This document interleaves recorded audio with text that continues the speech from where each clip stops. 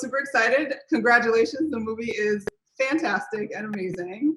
Thank Feel you. really good about that. But first off, we want to check in. How are you doing right now, just in the times that are everything that's going on and all the craziness? How are you feeling and getting through? I've been able to do a lot of reflection. It's been really beautiful, and I'm reading a lot more. I'm cooking. I'm doing all the things that I said I didn't have time to do. And I'm just really preparing so that when we get out of this, I have something to give again. So it's been a very productive quarantine. For sure. So glad to hear that because I know everything's different for everybody. So we definitely want to check on that. Yes. But jumping right into the excitement of the film, obviously you play a fantastic musician with an amazing voice.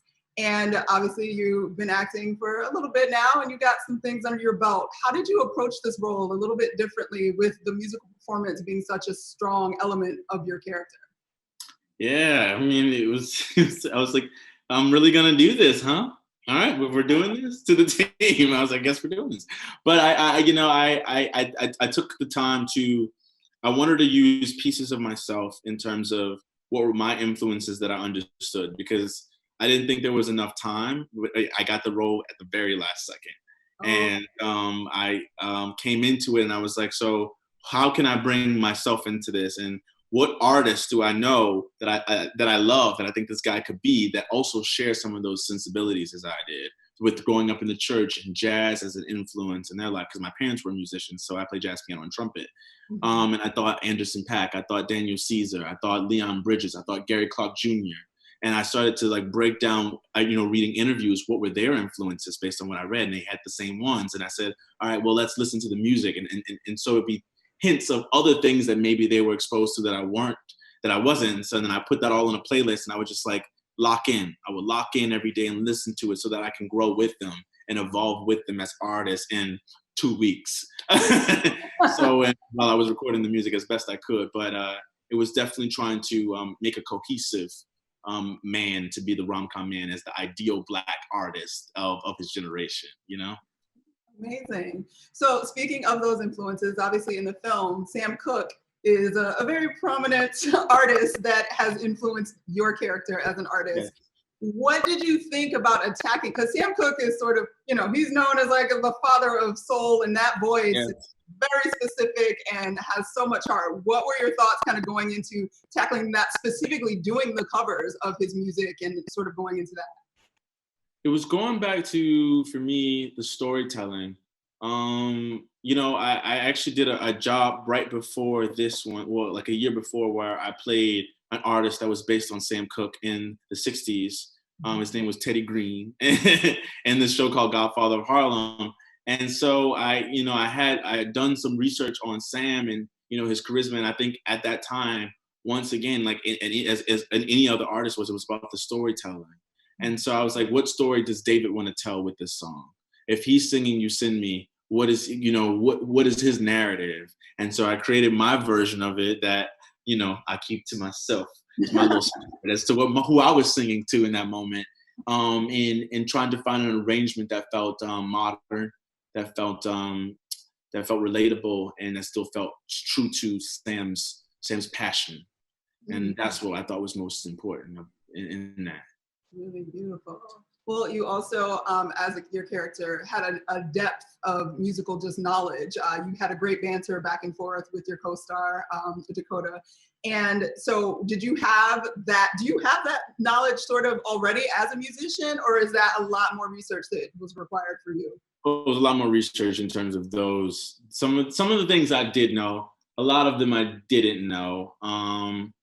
I grew up listening to, Billie Holiday and Ella Fitzgerald and Count Basie, Miles Davis. That was what my family grew up in, gospel music. So Yolanda Adams, Kirk Franklin, Fred Hammond, that world. So when it came to, it was just a different, it was something different that I hadn't learned. So I had to kind of look them all up and listen to those songs too. And they would put them on my playlist as well. So I could have some type of frame of reference when I was kind of talking about it. But I'm also lyrically challenged and name challenged, so I usually don't really I have a hard time remembering anything.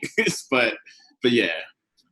But in listening to that, has that changed sort of how you attack your musicianship and voice going forward, or has it shifted your, just because you've learned a bunch of new artists and sort of their vibe, how has that affected you as a musician going forward? I think it's opened me up to listen to musicians that I may have not normally been interested in. Like right now, I'm listening to this French singer named Angèle, and she's been really fascinating. I don't know if she's saying, but I can hear her. I can hear her, you know. And this Moses Sumney is another artist that I find really fascinating right now. But I think it's made my ear, you know, it's like having taste. I hated oysters growing up. I love oysters now. As we mature, our palate changes, and I think my palate's changed with exposure. Awesome. Well, another interesting sort of, I think, theme of the film was this idea of the imposter syndrome, and where, you know, you don't quite feel like you fit, and if your art's good enough and that kind of thing. How have you experienced that over, you know, building your career right now, and how have you been able to attack it and overcome it? I mean, I felt it in the movie with music. I was like, you know, I'm not supposed to be this guy. They need to get like the Chris Brown of this generation to do this part. You know, like he did this Christmas, we all loved it. You know, and that's what we need. And I had to get over that. But even in acting, you know, most of the time I take on a job and I kind of go. I remember the first day of shooting this movie. I was doing the pre-shoot, the test shoot, and I was with Dakota, and I was like, I started crying. And she was like, "Why are you crying? Like, this is weird, dude." And I was just like, "I'm not supposed to be here. Like, I don't really know if I can do this." And it's just, you know, we have all these fears and blocks of what, you know, these ideas that we create in our mind about what we should look like and what we should be and what we should be capable of doing. They're not real. They're not real. They'll only be created when we choose to create them.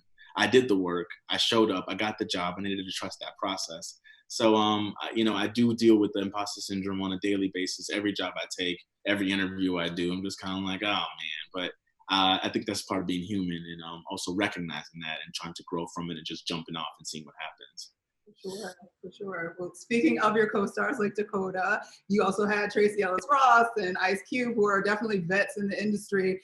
Anything you learned from them specifically that is going to shape you moving forward in doing film and television and all of these things? Because obviously they have, you know, been in it for quite some time. Yeah, I think for me it's just been watching them and just seeing, you know, Tracee chooses to be joyful always, and to cherish every moment as if it's like, you know, it sounds corny, but as if her last. And I think that's something to acknowledge. You know, we have a beautiful life. Is so beautiful. You know, quarantine and all of the unfortunate situations that are kind of happening throughout the world, and the fact that this is the situation, is still a lot of beauty in it, and it's choosing to find the beauty in everything. That's what makes them great artists, and that's what makes them have something to give and give back to us time and time again. They make life and struggle feel like the most beautiful poem that we could read. You know. And I think that's, you know, how I want to look at everything moving forward. Amazing. Well, in conclusion, thank you so much for your time. But let me know, what do you want audiences to take from watching this film at this time? Just perseverance. You know, I just think that a lot of us cut ourselves off before we actually get to reach our opportunity. We you know, I think the self-doubt can become crippling at times. And I think if this movie teaches you anything, is that what you have to offer is more than enough, and it's more than fascinating and interesting. And you just got to keep going. Just keep going, because this is the only business I think you can kind of be in where if you keep trying, eventually things will work out for you. You know, so it's just keep going, keep going. Amazing. Well, thank you so much again for your time, and have a wonderful rest of your day. You too. Good talking to you. Please.